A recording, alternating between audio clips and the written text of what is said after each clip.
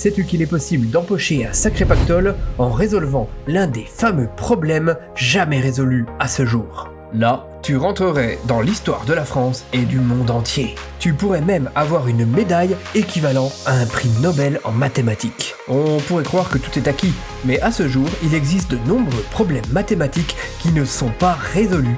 Et pourtant, pas mal de personnes passent des heures et des heures à chercher les solutions.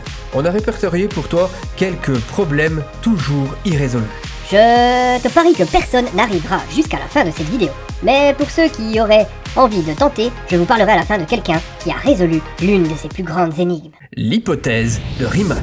Ce problème de maths est nommé comme l'un des plus difficiles de tous les temps.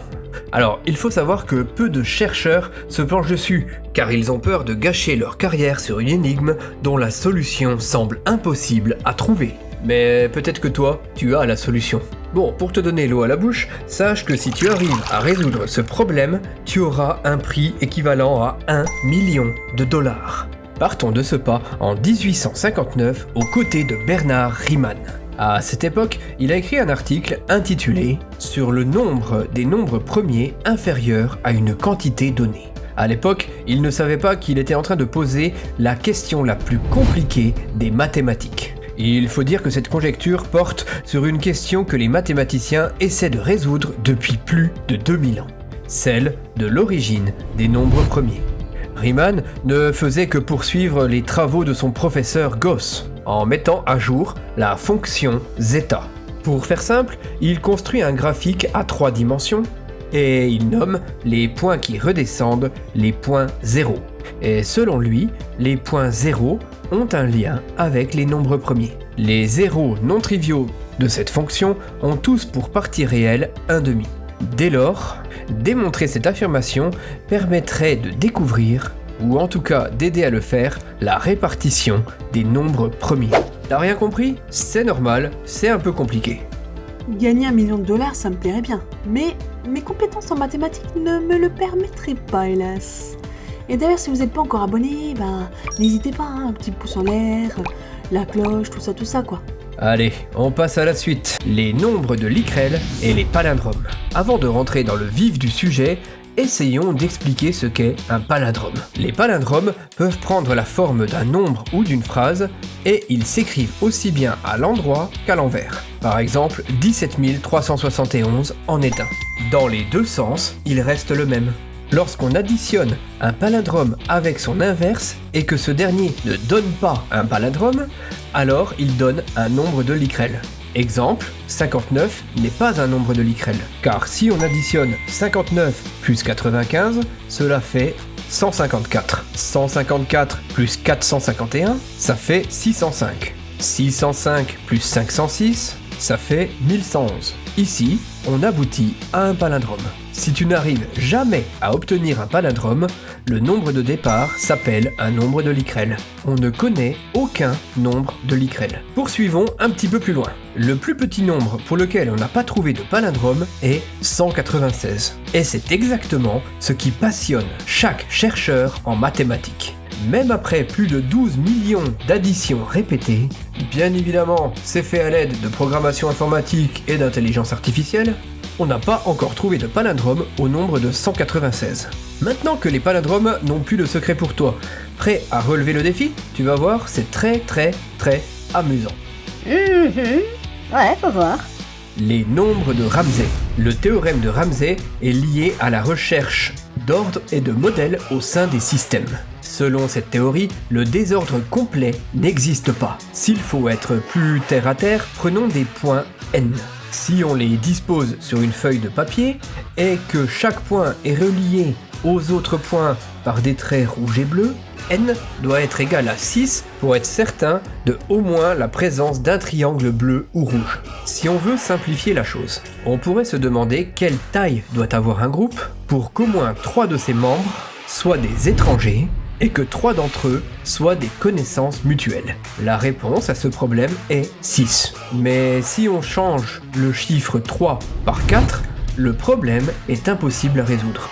Ou du moins, aucun mathématicien n'y est encore arrivé à ce jour. Seras-tu l'heureux chanceux? Je pense pas que ce sera moi, le temps que je prenne des cours particuliers et que je me remette à niveau. C'est pas pour tout de suite. La conjecture de Hodge. Selon l'Institut Clay, en 2000, la conjecture de Hodge appartient aux 7 problèmes du millénaire. Cette conjecture réunit plusieurs compétences mathématiques qui, a priori, n'avaient pas de lien. La topologie algébrique, la géométrie algébrique, etc., etc. Selon une définition dérivée de celle de l'Institut Clay, cette conjecture stipule que sur les variétés projectives complexes, des types d'espaces topologiques particuliers, les objets nommés classes de Hodge sont des combinaisons linéaires à coefficients rationnels de classe associés à des objets géométriques nommés sous-ensembles algébriques. C'est quoi ce casse-tête? Je suis même pas sûr de faire plus la vidéo parce que je pense que tous les auditeurs seront déjà perdus. Si t'es encore là, eh bien, bon courage pour la suite. Une mathématicienne française nommée Claire Voisin, médaillée d'or au CNRS, travaille sur cette hypothèse. Selon elle, sa démonstration serait un vrai trésor mathématique. Dans une interview, elle résume la conjecture de Hodge en expliquant qu'elle part d'un type d'objet, appelé des variétés projectives complexes, qui sont des ensembles de points dans un ensemble projectif défini par des contraintes polynomiales. Ça paraît un tantinet compliqué, tu trouves pas? Ce n'est peut-être pas le problème le plus difficile à résoudre, mais il semblerait bien que ce soit le plus compliqué à comprendre, tant sa compréhension nécessite des connaissances mathématiques poussées. En fait, il est surtout question de géométrie que l'on ne peut pas visualiser. Tout ça pour ça, quoi. Ouais. Bon, c'est sûrement pas sur cette énigme que je m'arrêterai. Elle m'inspire pas, celle-là. Les équations de Yang-Mills. Ces équations sont en lien avec la physique et traitent de la théorie des champs basée sur la notion d'invariance de jauge qui sert à décrire les champs de force fondamentaux. En gros, ces travaux servent à expliquer l'infiniment petit.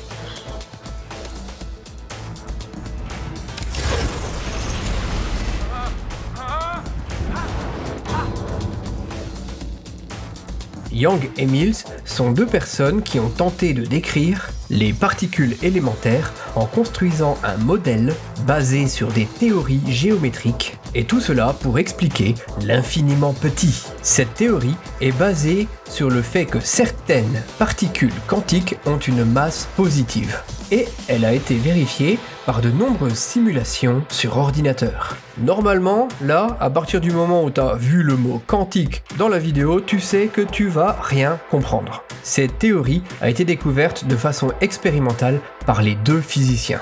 Mais à ce jour, elle n'a toujours pas été démontrée de manière théorique. Pouvons-nous trouver grâce à un calcul intelligent ce que nous pourrions trouver en ayant de la chance? Tout ça pour ça, hein? T'es toujours là? Ça me paraît compliqué tout ça. Je leur souhaite bien du courage aux chercheurs. Allez, le dernier, le carreau Einstein. Et on t'a dit au début de la vidéo qu'on te parlerait d'un problème irrésolu qui a été résolu. Et c'est arrivé en 2023, avec le fameux carreau Einstein. Mais c'est quoi ça encore ? C'est un pavage qu'on nomme apériodique, dans lequel des formes peuvent s'emboîter pour créer des motifs infinis qui ne se répètent jamais. Il fascine nos mathématiciens depuis des décennies. Et jusqu'à l'année dernière, personne n'avait encore trouvé la solution à ce problème. Mais c'est maintenant chose faite. Un homme ordinaire, comme toi et moi, David Smith, soixantenaire et ancien technicien d'impression, a vu la lumière des projecteurs se tourner vers lui. C'est un Anglais de la région du Yorkshire qui se décrit comme un amateur de géométrie. Il a donc conçu et taillé une forme si particulière qu'il a jugé bon d'en informer les spécialistes. Lorsque ces gens ont vu son travail, ils lui ont dit qu'il venait de résoudre un des problèmes les plus anciens. Il venait de découvrir un carreau Einstein. Un carreau Einstein se définit comme étant une forme qui s'imbrique à l'infini sans qu'il n'y ait jamais une répétition du motif. On pourrait croire que ce carreau Einstein fait référence au génie de la relativité générale, mais en fait non. Einstein signifie une pierre en allemand. Jusqu'à aujourd'hui, le pavage apériodique le plus célèbre est celui de Roger Penrose, qui a eu le prix Nobel de la physique en 2020. Il avait découvert deux formes pour créer un pavage infini et qui ne se répète pas. Mais cette fois, la forme à 13 côtés de David Smith a été nommée The Hat, car il n'a pas besoin d'être associé à une autre pour faire la même chose. L'étude est disponible sur la plateforme Arxiv depuis le 20 mars, et elle suscite un vif intérêt chez les scientifiques. Que pourra-t-on faire de cette forme, me demanderas-tu ? Eh bien, apparemment, les usages de cette forme pourraient être très variés, allant de la physique jusqu'à l'art et la géométrie. Eh bien, incroyable. Comme quoi, pas besoin d'être mathématicien pour résoudre une énigme complexe. C'est juste incroyable. C'est ça, Cathy. On a tous un cerveau et selon nos capacités, on pourrait être capable de résoudre l'une de ces énigmes. On espère que cette vidéo t'a plu et surtout qu'il reste au moins un auditeur à ce moment-là. On vous laisse avec cette citation qu'on a lue en préparant la vidéo. Nous savons depuis toujours que le monde est une grande énigme, et qui dit énigme, dit aussi que chacun a le droit d'essayer de la résoudre à sa manière. Jostein Gaarder. Il est temps pour moi de vous laisser, c'était le Chat Perché, allez ciao!